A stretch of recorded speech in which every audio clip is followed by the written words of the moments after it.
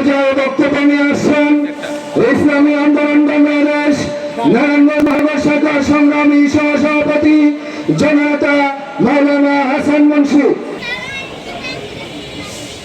আসসালামু আলাইকুম ওয়া রাহমাতুল্লাহি ওয়া বারাকাতুহু। আলহামদুলিল্লাহি রাব্বিল আলামিন, আসসালাতু ওয়াসসালামু আলা সাইয়্যিদিল মুরসালিন ওয়া আলা আলিহি ওয়া আসহাবিহি আজমাইন, আম্মা বা'দ। আমি ভূমিকা ছাড়াই বলছি, যেহেতু অনেকেই ভূমিকা রাখছে, সবাই অতি অল্প প্রধান অতিথি বিশেষ অতিথিবৃন্দ বসে আছেন। আমি অল্প কয়েকটা কথা বলেই কথা শেষ করব। বিগত ৫৩ বছরের ভিতরে ৩৫ বছর দুইটা মহিলা শাসন করতে, এই দুইটা মহিলায় বারবারে কইছে এক একজনের পর এক একজন এরা গণতন্ত্র পূর্ণ প্রতিষ্ঠা করে।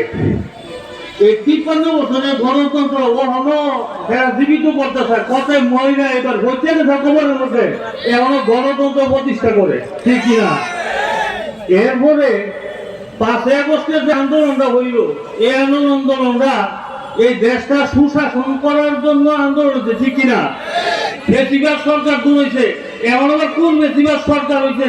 আমি কয়েকটা প্রশ্ন রাখবো আমাদের কাছে।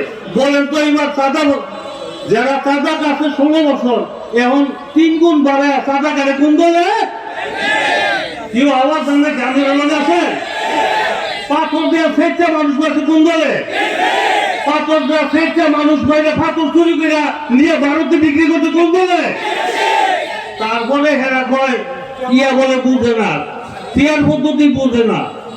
আল্লাহর হাবিব যখন দাওয়াত দিছে তখন কিন্তু আবু জাহেল, আবু সুফিয়ান তারাও কিন্তু বুঝতো আল্লাহ ঠিক আছে, রাসূলও ঠিক আছে, কিন্তু মানে না কি লিগা? গদির লিগা, ঠিক কিনা?